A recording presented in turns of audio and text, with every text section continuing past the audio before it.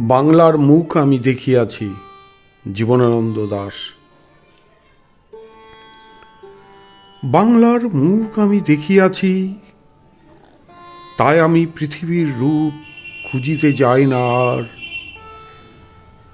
অন্ধকারে জেগে ওঠে ডুমুরের গাছে, চেয়ে দেখি ছাতার মতন বড় পাতাটির নিচে বসে আছে ভোরের দোয়েল পাখি।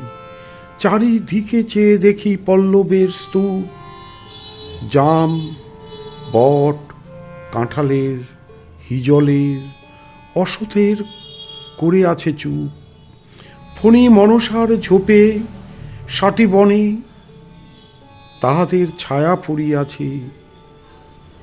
মধুকর ডিঙি থেকে না জানি সে কবে চাঁদ চম্পার কাছে এমনই হিজলি বট তমালের নীল ছায়া বাংলার অপরূপ রূপ।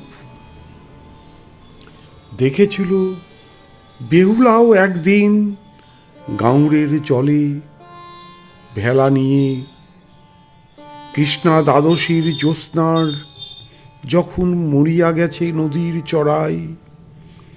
সোনালি ধানের পাশে অসংখ্য অশ্বত্থ বট দেখেছিল, হায় শ্যামার নরম গান শুনেছিল। একদিন অমরাই গিয়ে ছিন্ন খঞ্জনার মতো যখন সে নিচে ছিল ইন্দ্রের সভায়। বাংলার নদী, মাঠ, ফাটফুল ঘুঙুরের মতো তার কেঁদেছিল পাই। ধন্যবাদ।